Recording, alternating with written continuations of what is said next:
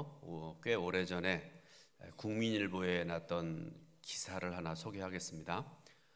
꽤 궁벽한 시골에 두 형제가 살고 있었습니다. 굉장히 가난했는데요.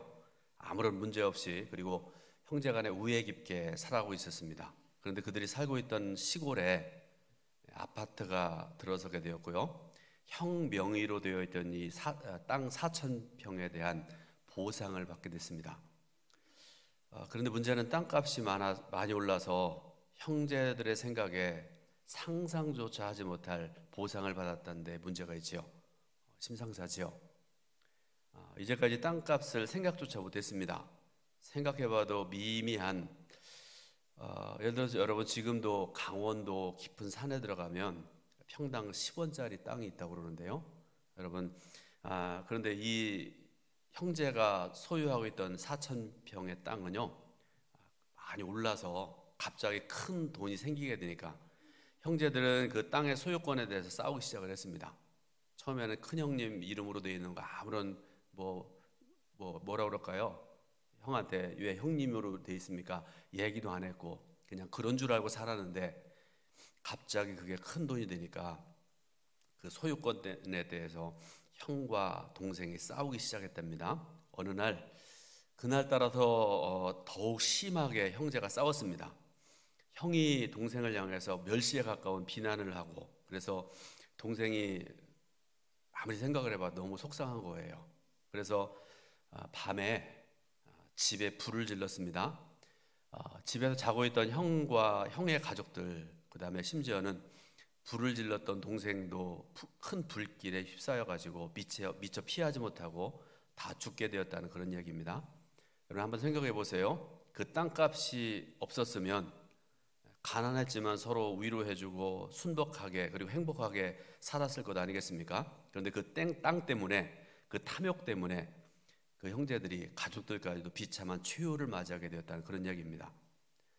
우리에게 사소한 질투, 사소한 욕심으로 인해서 큰 범죄가 일어날 수 있다는 사실을, 교훈을 주시는 아주 좋은 예화라고 생각을 합니다. 오늘 본문은 창세기 4장 3절부터 7절 말씀입니다. 가인과 아벨이 하나님께 드리는 제사, 요즘 용어로 하면 예배 사건이고요. 8절 이하에 보게 되면 그로 인하여 형인 가인이 동생 아벨을 죽인 사건을 기록한 말씀입니다. 내용을 잠깐 말씀드리면, 아담과 하와가 동침해서 가인과 아벨이라는 두 아들을 낳습니다. 두 아들이 성장하고 각각의 직업을 갖게 되는데, 큰아들이었던 가인은 농사 짓는 농부, 아벨은 양을 치는 목동이 되었습니다. 그리고 두 아들이 각각 하나님께 제사를 드렸다, 이렇게 말씀하고 계세요. 지금의 용어로 다시 말씀드리면 예배를 드리게 되었다, 그런 말씀입니다. 그래서 두 아들이 하나님께 제사를 드렸는데 어떻게 드렸는지 오늘 본문 3절 4절 말씀을 같이 한번 읽어보겠습니다. 세월이 지난 후에 가인은 땅의 소산으로 제물을 삼아 여호와께 드렸고, 아벨은 자기도 양의 첫 새끼와 그 기름으로 드렸더니 여호와께서 아벨과 그의 제물은 받으셨으나. 아멘. 어떻습니까? 말씀만 놓고 보더라도 문제가 생겨날 여지가 있죠. 여호와께서 아벨과 그의 제물은 받으셨으나, 하나님께서 아벨의 제사는 받으셨는데 가인의 제사는 안 받으셨습니다. 그래서 말씀을 보니까요, 7절에 가인이 몹시 분하여 안색이 변하니, 이렇게 말씀을 하고 계세요. 이 말씀을 직역해 보면 이렇게 말씀을 합니다. 그래서 가인이 매우 화를 냈다, 그리고 그의 안색이 변하였다라는 그런 표현입니다. 자, 특히 분하여라고 번역되어진 이 히브리어가 이 뜻이 뭔가 하면 불같이 화를 냈다, 그런 뜻입니다. 사람이 여러분 화내는 것도 좀 단계가 있는 것 같아요. 예를 들어서 얼마 전인가 TV에서 뭐 보다 보니까 어떤 남자가 화가 심하게 나니까요, 막 주위에 있는 모든 걸 다 때려 부시더라고요. 그리고 그 아내인 듯한 여인한테 막 폭언을 하고 막 그러면서 정말 죽이기 직전까지 그렇게 행하는 모습을 봤는데요, 불같이 화를 냈다는 말이 그런 뜻이죠. 그러니까 기분 나쁜 정도가 아니라 주위에 있는 모든 것들을 발로 차고 손으로 부수고 입으로는 저주와 불신앙의 말들을 내뱉는 것, 그 정도로 생각하시면 될 것 같습니다. 그래서 결과적으로 어떻게 됐습니까? 8절에요. 오늘 읽은 본문 말씀 다음에 보면요, 8절 말씀 보게 되면 같이 읽어보겠습니다. 가인이 그의 아우 아벨을 말하고 그들이 들에 있을 때에 가인이 그의 아우 아벨을 쳐 죽이니라. 아멘. 근데 여러분, 성경을 자세히 보면 말하고라고 쓴 부분에 파란색 글씨로, 여러분 성경을 보세요. 한번 성경을 한번 보세요. 8절, 여러분 성경에도 나와 있죠? 없습니까? 자, 거기 보면 파란색 글씨로 일자 써놓고 괄호치고 고대 역본들에 의하면 우리가 들로 나가자라는 그런 표현 여러분 있어요? 예, 대개 있을 겁니다. 그러니까 가인은 불같이 화를 냈을 뿐만 아니라 살인을 하기 위해서 주도 면밀하게 범행을 준비하고 동생을 죽였다라는 그런 말씀이죠. 여러분, 이런 범죄를 가리켜서 우리가 확신범이라고 얘기하고요, 미국이라는 나라는요, 살인에도 여러 가지 등급을 나눠서 이렇게 얘기하더라고요. 이런 살인을 가리켜서 1급 살인 이렇게 얘기를 합니다. 그리고 1급 살인을 범한 사람들은 엄청나게 벌을 받게 하는 나라가 미국이라는 나라입니다. 자, 가인이 아벨을 죽이는 죄를 범했습니다. 그래서 성경은 말씀하기를 로마서 5장 12절 보겠니까요. 자, 여러분 로마서 5장 12절 말씀 읽어보겠습니다. 그러므로 한 사람으로 말미암아 죄가 세상에 들어오고 죄로 말미암아 사망이 들어왔나니 이와 같이 모든 사람이 죄를 지었으므로 사망이 모든 사람에게 이르렀느니라.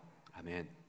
여러분, 죄라는 것은 죄에 대해서 정의들이 다 다를 수 있습니다. 그런데 여러분, 죄에 대한 정의를 하나 말씀드리면 하나님의 뜻에서 벗어난 인간의 행동이나 마음의 상태, 그죠? 이것도 죄죠.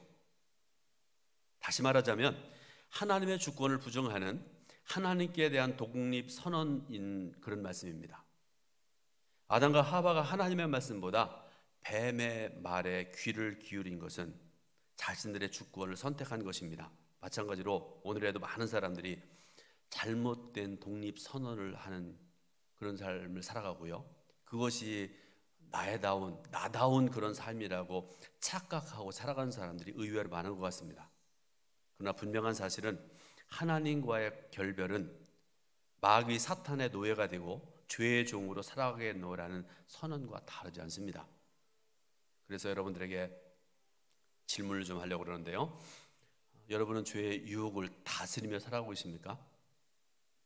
또 하나, 가족들, 교회 성도들 간에 감사와 기대감이 있습니까?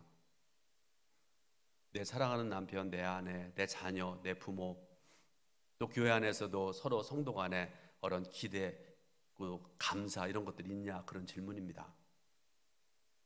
또 서로 축복하고 기도해주고 있습니까? 그런데 함께 신앙생활하는 성도를 바라볼 때 하나님의 은혜를 고백하고 감사하기보다 그들의 잘못된 신앙의 모습이 먼저 보인다 그러면 분명히 말씀드리기는 아직도 이 성도가 죄의 유혹을 다스리지 못하고 있다는 그런 증거입니다. 여러분, 지난 주일날 보셨겠지만 3월 첫 주에 청장년회가 필리핀 선교를 다녀왔습니다. 아름다운 노동을 하고 아름다운 헌신을 하고 돌아왔는데 정말 참으로 아름다운 선교였다고 저는 생각을 합니다. 어떤 선교팀들은 가면 싸워요. 서로 그냥 질투하고 누가 나를 안 알아준다 그러면서 막 그렇게 하고요. 심지어는 막 서로 막 저주하기도 하고 그런 경우도 있습니다. 그런데 우리 청장년의 선교는 참 아름다운 선교였다. 여러분, 저뿐만 아니라 모든 분들이 다 그런 생각을 했을 것 같습니다. 단 한 사람도 불평하지 않았고요, 한 사람도 원망하지 않았습니다. 새벽부터 밤늦게까지 수고했으면서 늘 웃고 격려하고 그렇게 했습니다. 후일담인데요, 제가 아무래도 이번에 그 선교팀에 모시고 가야 되겠다 싶어 가지고 서동관 목사님을 좀 가자고 그랬었는데요, 어느 날 몸이 안 좋다고 그러더니 몸살이 나가지고요, 그 다음 주간에 이 양반이 죽만 먹고 살았어요. 밥 잘 먹거든요. 그러더니 저한테 전화를 했어요. 몸을 회복을 해야 되는데 어떻게 하면 좋겠냐 저한테 물어봐요. 사모님한테 물어보면 될 텐데 왜 저한테 물어보는지 모르겠습니다. 그래서 그날도 제가 가서 맛있는 거 사드렸습니다. 두 번째도 가서 맛있는 거 사드렸습니다. 그랬더니 먹고 난 다음에 하는 얘기가 2번 가지고는 안 될 것 같고 3번을 받아야 완전히 회복될 것 같다 해서 지금 기다리고 있는 중입니다. 다녀오면서 또 오는 차 안에서 또 배를 타고 오면서 한 2시간 반 오면서 이런저런 얘기도 하고 그랬었는데 청장년 부장님이 저한테 그런 얘기를 했습니다. 도와주려고 하는데 오히려 많은 것을 배우고 왔다 그런 말씀을 하더라고요. 신실하게 주의를 하는 사람들은요 어른 사람이든지 간에 젊은 사람이든지 간에 배울 게 있습니다. 주님 마음 품고 하니까 그렇습니다. 선교와 섬김은 바로 이런 것이라고 하는 표현을 보여주는 것이라고 저는 생각을 했습니다.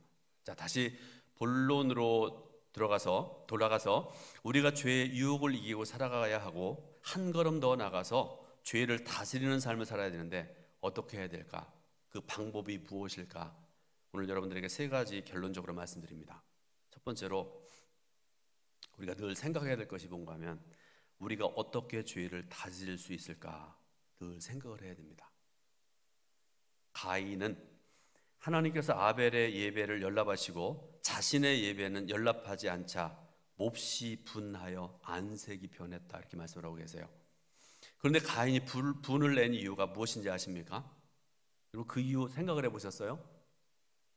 예를 들어서 성경 말씀처럼 동생의 예배는 하나님 받으시고 내 건 안 받으시고 여러분 그것도 이유 중에 하나겠죠. 그런데 중요한 것은요 다른 표현으로 하면 가인이 아벨과 자신을 비교했기 때문이다.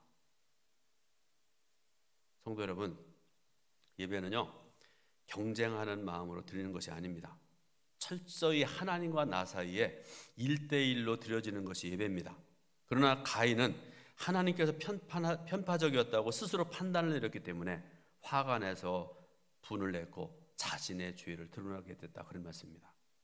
그러므로 여러분 어떤 예배를 하나님께서 연락하시는가 하는 것은 인간의 몫이 아닙니다. 하나님께서 정하시는 것입니다. 오늘 수요일 예배 시간에도 여러분들 나와서 예배 드리지 않아요? 내가 드리는 이 예배 하나님께서 받으실지 안 받으실지 우리가 판단할 수 있는 게 아니에요. 하나님께서 정하십니다. 그런데 가인은 자신이 어떤 예배를 드렸는지를 돌아보기보다 하나님께서 연락하시는 예배를 드린 동생 아벨에게 질투심을 가지고 분을 냈다는 그런 말씀이죠. 여러분 예배는요 하나님께서 우리 믿음의 사람들에게 주신 복입니다. 그러므로 죄를 다스리기 위해서는 사람을 보지 않고 하나님만 바라봐야 됩니다. 하나님만 바라볼 때 죄를 다스릴 수 있습니다. 여러분 반대로 사람 바라보고 사람 의지하고 비교하게 되면 참된 예배 드릴 수 없고요 참된 신앙인이 될 수가 없습니다. 우리가 예배를 드릴 때 신령과 진정으로 예배 드려야 된다 이렇게 말씀하잖아요. 그런데 여러분 신령과 진정으로 예배 드리려면 하나님 바라보고 하나님만 의지해야 되는데 비교하다 보면 마음이 나뉘어집니다. 우리 교회 보니까 누구는 예배 보니까 어떻게 예배 드리는 것 같고 누구는 어떻고 자꾸 여러분 비교해보고 이러면요 예배가 흐트러지잖아요. 하나님께만 집중하시기 바랍니다. 두 번째로 죄에 대한 하나님의 권고가 무엇인지를 우리가 생각을 해봐야 됩니다. 가인은 죄의 유혹을 다스리지 못하고 하나님이 어떤 분이신지를 알지 못했기 때문에 분을 냈습니다. 끝없이 용서하시고 자신을 설득해 주시는 하나님을 발견하지 못했기 때문에 그렇습니다. 그런 가인을 향한 하나님의 권고의 말씀, 오늘 읽은 말씀 중에 7절 말씀, 여러분 7절 말씀을 같이 읽습니다. 내가 선을 행하면 어찌 낯을 듣지 못하겠느냐? 선을 행하지 아니하면 죄가 문에 엎드러져 있느니라. 죄가 너를 원하나 너는 죄를 다스릴지니라. 아멘. 자, 이런 말씀을 주셨음에도 불구하고 가인은 하나님의 권고를 받아들이지 않았습니다. 하나님께 분을 내는 것을 넘어서 심지어는 동생 아벨을 죽이는 죄를 범하게 되었습니다. 이 모든 상황, 모든 것들을 아신 하나님께서 가인에게 7절에서 우리가 함께 읽었던 말씀처럼 죄가 너를 원하나 너는 죄를 다스릴지니라 분명히 말씀하셨잖아요. 그런데 그럼에도 불구하고 가인은 반대로 행하고 반대로 살았다 그런 말씀이죠. 여러분, 하나님의 이런 권고는요, 오늘도 마음의 죄를 행하려는 소원을 가지고 있는 모든 사람들 향한, 그리고 저와 여러분들을 향한 하나님의 권고이기도 합니다. 말씀 중에 보니까 죄가 문에 엎드려 있다, 문 앞에 있다, 이렇게 말씀하고 계시잖아요. 모든 인간은 죄의 영향력 아래에서 죄의 적나라하게 노출되어 있다는 그런 말씀입니다. 그래서 하나님께서 뭐라고 말씀하시는가 하면 죄를 다스려야 된다, 이렇게 말씀하시잖아요. 일어나지 못하도록 다스려야 된다, 그런 말씀입니다. 하나님과의 인격적인 만남은 죄를 다스리는 자에게 주신 하나님의 복입니다. 하나님은 언제나 아버지의 마음으로 우리의 삶을 지켜주십니다. 자꾸 격려해 주시고 세워주시고 우리에게 은혜 주시고 사랑 베푸시고 그런 하나님이세요. 그러면서 우리를 권고하십니다. 그런 하나님이신데 죄를 다스리지 못하는 사람은 하나님의 권고를 듣지 못합니다. 하나님의 권고하신 말씀을 자신을 질책하는 소리로만 듣고 잔소리로만 듣고, 하나님 왜 이렇게 자꾸 저한테 잔소리만 하세요? 그러면서 하나님 앞에 불평하고 원망한다, 그런 말씀이죠. 성도 여러분, 하나님의 말씀, 하나님의 소리, 하나님의 권고의 말씀을 들을 수 있는 그런 귀가 열려지기를 주님의 이름으로 축원드립니다.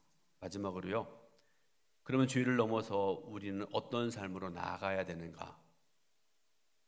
조금 전에 들은 말씀처럼 죄는 우리 문 앞에 앉아 있습니다. 그냥 문만 이렇게 살짝 열으면 확 들어와요. 우리를 넘어지게 합니다. 조금만 악한 생각을, 여러분 생각 전체가 100이라고 그러는데 그 중에서 1%만 악한 생각이 내 마음속에 딱 들어오는 그 순간에 죄가 우리를 충동실해서 죄를 범하게 만듭니다. 그러면 우리가, 그리스도인 우리가 어떻게 해야 되는가? 죄의 유혹을 다스리기 위해서 단순히 범죄하지 않기 위해 노력하는 차원을 넘어서 우리 믿음의 사람들, 진정한 그리스도인들은 적극적으로 선을 행하는 삶을 살아야 됩니다. 여기서 세 종류의 인간의 삶을 생각을 하고 이제 말씀을 마무리할 텐데요. 첫 번째 어떤 삶이 있는가 하면 죄를 짓는 삶이 있습니다. 성경에서 말씀하는, 그리고 사회의 법과 상식에서 말하는 죄, 그런 것들을 그냥 아무 생각 없이 짓고 살아가는 사람도 있습니다. 일부러 짓는 사람도 있죠. 본문에 나오는 가인 생각을 해보세요.